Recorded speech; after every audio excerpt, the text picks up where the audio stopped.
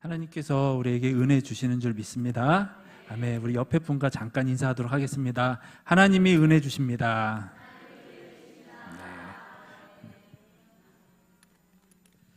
오늘 우리가 함께 읽은 이 말라기 4장 1절에서 3절의 말씀을 잠깐 나누면서 하나님의 은혜를 이렇게 나누는 시간 잠깐 갖도록 하겠습니다.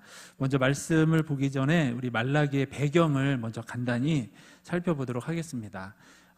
이스라엘이 북이스라엘과 남유다로 나뉘었죠.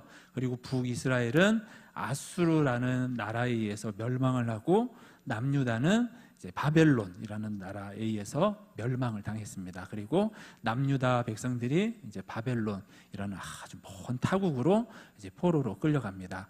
그래서 오랜 시간 거기서 먼 타국에서 타향에서 이제 포로 생활을 쭉 하다가 바벨론 다음에 일어난 큰 나라가 페르시아, 성경에는 이제 바사 이렇게 나오는데 페르시아라고 하는 나라가 일어나서 이제 바벨론이 멸망하고 이제 페르시아가 어떤 정책을 폈냐면 이제 포로로 잡혀온 백성들을 이제는 내가 풀어줄 테니까 너희 나라로 돌아가서 자유롭게 너희가 믿던 신들을 섬기면서 자유롭게 살아라. 그 대신 꼬박꼬박 세금은 잘 바쳐야 돼. 이렇게 하면서 이제 포로를 다 풀어주게 됩니다.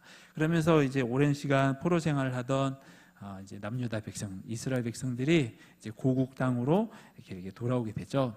근데 이제 돌아와서 그 이제 나라를 보니까 전쟁으로 이미 다 황폐하게 되고 도저히 사람이 살 수 없는 환경인 겁니다. 그러면서 어려운 상황 속에서도 어떻게든 살아보려고 노력을 하는 가운데 이스라엘 백성들이 제일 공들여서 힘썼던 게 뭐냐면은 무너졌던 성전을 다시 쌓는 것이었습니다. 우리가 하나님의 백성이니까 다른 것도 물론 중요하지만 먼저 하나님께 예배드리는, 하나님을 만나는 성전부터 다시 짓자 하면서 성전을 막 이렇게 이제 짓게 됩니다. 중간에 성전이 잠깐 중단되는 어려움도 있었지만 우여곡절 끝에 성전이 건축이 되는데요. 성전이 건축될 때 이스라엘 백성들이 가지고 있었던 마음속에 기대감이 있었습니다. 그게 뭐냐면 우리가 지금은 이렇게 힘들지만 이 성전이 완성이 되고 다시 하나님 앞에 예배 드리게 되면 우리가 다시 풍요로운 삶을 살 수 있고 다시 평화를 되찾을 수 있을 것이다 라고 하는 그런 믿음과 소망으로 어려움 속에서도 열심히 성전을 지었습니다. 근데 그렇게 성전을 다 짓고 났는데 기대했던 대로 풍요와 평화가 찾아왔느냐? 아니었습니다. 여전히 풍요롭지 못한 삶을 살았고 나라는 평화롭지가 못했습니다. 그러면서 백성들은 점차 마음속에 실망감이 찾아오게 됐습니다. 아니, 하나님 앞에 예배 드리면 우리 삶이 다시 예전처럼 잘 지낼 수 있을 줄 알았는데 이게 뭐지? 하면서 도대체 하나님은 어디 계신 거야? 우리가 예배를 이렇게 드리는데 이거 뭐 예배를 드려도 소용없는 거 아닌가 하면서 백성들은 점차 예배 생활이 형식적인 생활로 이렇게 이제 바뀌어가게 됩니다. 그런 와중에 오늘 우리가 읽은 이 말라기 선지자가 나타나서 시리에 빠진 또 예배 생활에 소홀해지는 이스라엘 백성들에게 하나님의 말씀을 전하게 됩니다. 그러면서 여러 가지 말씀을 전했지만 핵심적인 내용을 얘기를 하자면 하나님은 성전 안에만 갇혀 계신 하나님이 아니라 온 세계를 다스리는 하나님이시다. 그렇기 때문에 성전에서 드려지는 만나는 하나님의 모습만 갖고 이게 뭐지? 라고 인간적인 모습으로 판단하지 마라. 하나님은 이 성전을 넘어서서 우리가 상상할 수 있는 모든 것을 넘어서서 생각을 넘어서서 하나님은 일하시고 역사하시는 분이기 때문에 우리는 여러 가지 어려운 상황 속에서도 우리가 하나님의 백성이라는 이 자긍심, 이 정체성을 굳세게 지키면서 의인답게 살아가자. 그러면은 언젠가 하나님께서 반드시 이 어려움을 타개하여 주시고 다시 우리에게 회복을 허락하여 주실 것이다 라고 이제 메시지를 전하게 됩니다. 그렇게 말라기가 전한 이 말라기서 말씀 가운데 오늘 우리가 읽은 4장 1절에서 이 3절 말씀을 좀 더 이 배경을 생각하면서 살펴보도록 하겠습니다. 오늘 우리가 읽었던 이 4장 1절 말씀을 우리 같이 한번 읽어보도록 하겠습니다. 시작. 만군의 여호와가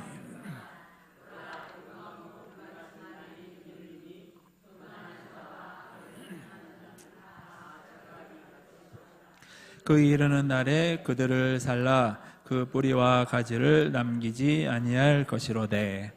아멘.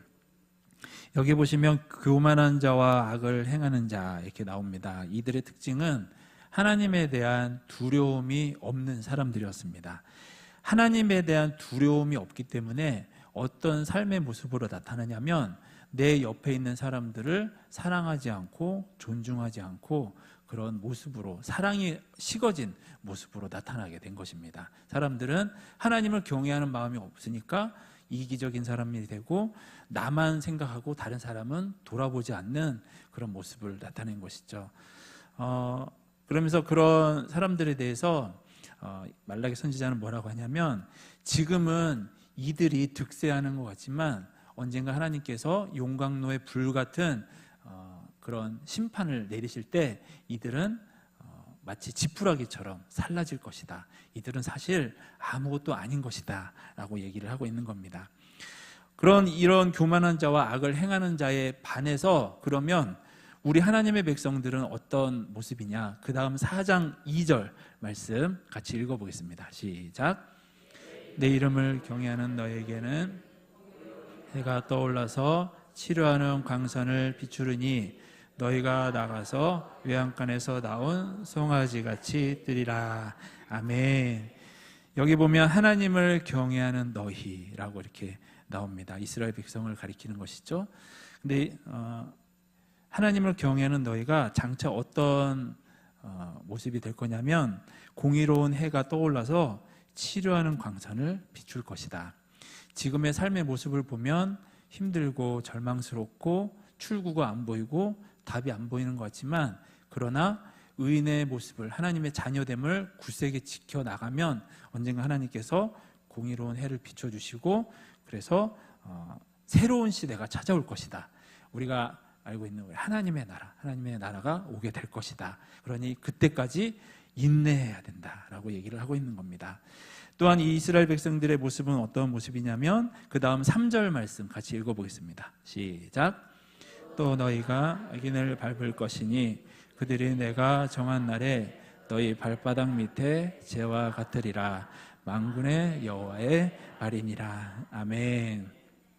지금은 이스라엘 백성들이 힘이 없어서 악인에게 밟히는 것 같고 또 악인들의 발바닥 밑에서 어렵고 힘든 삶을 살아가는 것 같지만, 하나님의 나라, 새 시대가 왔을 때는 그 악인들이 너희 발밑에 밟히게 될 것이다. 전세가 역전될 것이다 라고 말라기는 얘기를 하고 있는 것입니다. 그러니까 이스라엘 백성의 최종 운명은 뭐냐면 바로 승리라는 것입니다. 지금은 내가 지는 것 같고 실패하는 것 같지만, 그러나 하나님 백성의 최종적인 운명은 바로 승리다 라고 얘기를 하고 있는 것입니다. 이렇게 말라기 선지자가 이러한 말씀을 통해서 하나님의 백성이 가지고 있어야 되는 세 가지에 대해서 얘기를 하고 있는 것입니다. 그것을 정리를 해보자면, 첫 번째로 세상에는 악인이 있다라는 것입니다. 그러므로 악인들이 득세한다 할지라도 저 사람은 분명히 나쁜 사람인데 어떻게 저렇게 잘 살지? 어떻게 저렇게 승승장구하지? 그런데 그런 모습을 보더라도 절대로 이상하게 생각하지 말고 낙담하지도 말아라 라고 얘기를 하고 있는 겁니다. 왜냐하면 세상에는 악인이 있기 때문인 것입니다. 마치 없어야 되는데 어떻게 악인이 있을 수 있지? 그렇게 생각하지 말아라는 것입니다. 그러므로 그걸 보면서 스스로 마음에 이렇게 늘 준비를 하고 있어야겠죠. 악인이 있을 수 있다. 두 번째로 새 시대에 대한 소망을 하나님의 백성은 늘 품고 있어야 된다는 것입니다. 지금의 모습이 다가 아니라 하나님께서 역사하시면 새로운 시대, 하나님의 나라가 임할 것이다. 이것을 통해서 말라기 선지자가 얘기하는 것이 뭐냐면 바로 하나님의 백성의 마음속에는 소망, 꿈, 비전이 늘 있어야 한다는 것입니다. 소망과 꿈과 비전은 이것은 그리스도인 하나님의 백성으로 하여금 활기 있게 하고 활력을 가지고 신앙생활 할 수 있게 만드는 것이죠. 만약에 우리 마음속에 그냥 사는 게 다 이런 거지 뭐 세상이 뭐 다 이렇게 그런 거 아니겠어? 이런 어떤 자포자기하는 모습, 어떤 우울한 모습만 가지고 있으면 그건 우리 안에 꿈과 소망과 비전이 없는 것이죠. 그러나 하나님은 새 시대 하나님의 나라를 우리에게 말씀을 하고 계십니다. 그것은 이게 보이는 게 다가 아니다. 이게 전부가 아니다. 하나님의 바라는 나라는 반드시 임할 것이다. 새로운 시대가 임할 것이다 라고 하는 꿈과 소망이 늘 우리 안에 있어야 된다라는 것입니다. 이 꿈이, 이 소망이 우리에게 활기를 주고 활력을 줄 믿습니다. 우리가 태국 선교센터, 거기에 이렇게 센터를 짓고 이렇게 하는 이유가 무엇입니까? 수많은 이렇게 돈을 들이고 우리가 기도하고 물품을 모아서 그곳을 섬기려고 하는 이유가 무엇입니까? 우리 안에는 꿈이 있기 때문에, 소망이 있기 때문에, 비전이 있기 때문에 이런 일들을 행하는 거 아니겠습니까? 이것이 우리 교회로 하여금 또 그리스도인 된 나를 하여금 살아있게 만드는 것이죠. 그래서 하나님의 백성은 소망, 꿈, 비전이 있어야 된다라는 것입니다. 또 세 번째는 승리는 우리의 것이다 라는 것입니다. 세상에서는 부유해 보이지 않고 또 사람들이 봤을 때 세상에서는 성공적인 모습이 아니라 할지라도 그럼에도 우리로 하여금 의연하게 만들고 당당하게 만들고 어떤 상황 속에서도 찬양을 부를 수 있게 만드는 것은 바로 승리는, 최후 승리는 바로 우리 것이다 라는 이 믿음이 있기 때문에 가능한 것인 줄 믿습니다. 이렇게 살다가 결국엔 우리는 실패할 거야, 질 거야, 해도 안 될 거야 이런 마음이 있다면 우리가 어떻게 찬양을 부를 수 있겠습니까? 우리가 어떻게 웃을 수 있겠습니까? 그러나 주님 안에서 승리는 우리의 것이라는 것을 확신하고 믿음을 갖고 있다면 우리는 어떤 상황에서도 주님을 찬양하면서 살아갈 줄로 믿습니다. 이것이 오늘 우리가 읽은 말라기의 본문의 이제 대략적인 내용이라고 할 수가 있겠습니다. 오늘 설교 제목을 송아지같이 뛰리라라고 정해봤습니다. 말라기 선지자는 시리에 빠지고 소망이 사라진 이스라엘 백성으로 하여금 너희는 하나님께 은혜를 받으면 송아지같이 뛰리라 라고 말씀하고 있습니다. 송아지같이 뛰리라, 이것은 하나님의 백성의 모습이 되어야 할 줄로 믿습니다. 이 당시뿐만 아니라 지금도 동일한 하나님을 섬기는 우리의 모습이 되어야 할 줄로 믿습니다.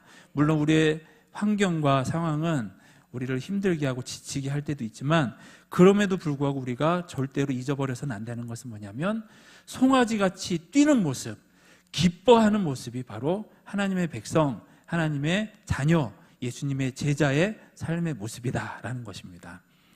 그러면 우리가 이렇게 하나님의 자녀로서 송아지가 뛰는 것처럼 기뻐하면서 살아갈 수 있는 근거, 이유가 분명히 있어야 되지 않겠습니까? 기뻐하라고 했으니까 기뻐해야지 막 이렇게 하면 물론 뭐 그럴 수도 있겠지만 우리가 기뻐할 수 있는 뭔가 분명한 근거가 있어야 이제 기뻐할 수가 있죠. 그 근거를 세 가지만 나누도록 하겠습니다. 첫 번째로 우리가 송아지같이 뛰면서 기뻐할 수 있는 이유, 근거가 무엇이냐면 우리는 이미 구원받았다라는 사실입니다. 우리는 이미 구원받았기 때문에 우리는 기뻐하면서 살아갈 수가 있는 것입니다. 근데 우리가 신앙생활을 하다 보면은 많은 성도님들이 그런 고민을 하시는 것 같아요.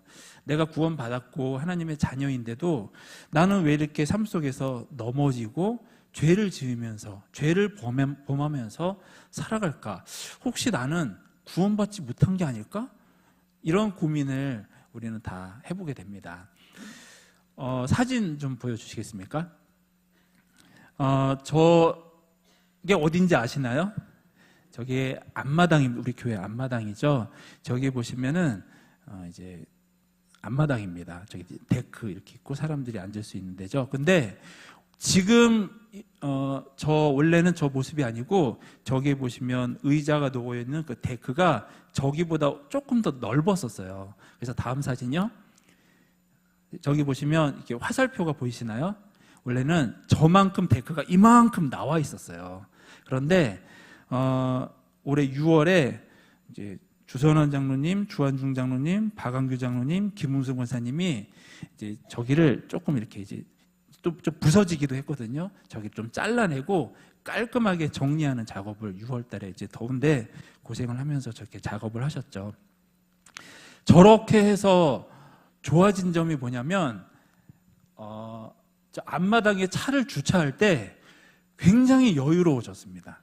이거 이제 사실은 운전을 하면서 주차를 해보시지 않은 분들은 아마 조금 잘 모르실 수도 있을 거예요. 근데 앞마당에 이제 차를 이렇게 두 대를 세워야 되는데 저게 지금 화살표가 제 손으로 딱 두 뼘이거든요. 그러니까 딱 두 뼘만큼만 이렇게 이제 넓혀 놓은 거예요. 그런데 저 두 뼘의 저 공간이 굉장히 차를 세울 때도 여유 있게 만들어주고 사람들이 오고 내릴 때도 이 좌우의 폭도 훨씬 여유 있게 이렇게 이제 차에 타고 내릴 수 있게 저렇게 만들어 준 겁니다. 뭐 이렇게 다 싹 다 뜯어 고친 게 아니고 요만큼 고친 것이 굉장히 이제 평안함을 여유를 준 것이죠. 그 예수님이 제자들 발을 씻기실 때 베드로가 그랬죠. 우리 몸도 다 씻겨주세요 라고 했더니 예수님이 뭐라고 하십니까? 너희는 이미 깨끗하여졌다. 그러니 발만 씻으면 돼 라고 이렇게 얘기를 하시는 구절이 성경에 나와 있습니다. 우리는 이미 예수님의 은혜로 구원받았습니다. 그렇기 때문에 우리의 온 몸과 마음은 이미 예수님의 보혈로 깨끗해지고 정결해진 줄로 믿습니다. 그러나 세상 속에서 살다 보면 발에 때가 조금 묻을 수 있잖아요. 그럴 때 교회에 와서 발에 때 묻은 그 조금만 우리가 회개하면 되는 것이에요. 그런데 마치 우리는 와가지고 마치 우리의 존재 전체가 완전히 아직도 구원 못 받은 죄인인 것처럼, 죄덩어리인 것처럼, 하나님 저는 아직도 죄인입니다, 구원 못 받은 것 같아요 왠지 하면서 마치 우리 존재 전체를 구원받았음에도 불구하고 마치 부정하거나 싹 바꿔야만 되는 그런 존재로 우리를 생각하는 경우가 있다는 것입니다. 그러나 우리가 구원받은 것은 금이나 은것처럼 썩어질 것으로 변화된 것이 아니라, 구원받은 것이 아니라 하나님의 거룩하신 하나님의 어린 양의 보혈로 우리는 이미 속죄함 받은 줄로 믿습니다. 그렇기 때문에 우리가 구원받은 것에 있어서 우리는 전혀 두려워하거나 염려하거나 근심할 필요가 없는 것이에요. 왜냐하면 우리를 구원해 주신 것은 예수님의 보혈로 우리 구원을 받았기 때문에 우리는 전혀 걱정할 필요가 없는 겁니다. 다만 세상 속에서 살면서 조금 발이 때 묻은 것은 교회에 와서 하나님 저 발 때 묻었어요 하면서 용서해 주세요, 그렇게 하면 되는 것입니다. 마치 아까 봤던 사진처럼 데크에 한 두 뼘 정도만 이렇게 공간을 줬는데도 굉장히 여유로워졌던 것처럼 날마다 우리 전체가 아니라 발에 묻은 때를, 죄를 하나님 용서해 주세요 하면 우리 신앙생을 그렇게 기쁘게 해 나가면 되는 것입니다. 그러므로 나는 예수님의 보혈로 이미 깨끗하여진 사람이다, 이 믿음을 가지고 신앙생활 할 수 있는 우리가 되길 바랍니다. 이것이 우리를 기쁘게 신앙생활하게 해줄 줄로 믿습니다. 두 번째로 우리가 기뻐할 수 있는 이유는 무엇이냐면 우리는 언제나 하나님의 자녀다라는 것입니다. 우리는 언제나 하나님의 자녀다. 사진 보여주십시오. 오늘은 좀 사진 보면서 나누도록 하겠습니다. 네, 저희 집 사택에 있는 신발 이렇게 벗어놓는 곳이거든요.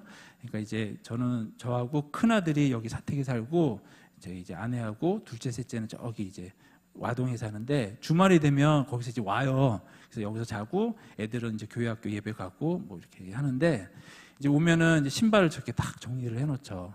신발을 저렇게 해놨는데 저기 제 신발도 있고 애들 신발도 있고 엄마 신발도 있고 있는데 저기 근데 사진을 가만히 보시면 한 군데 좀 이상한 데가 있습니다.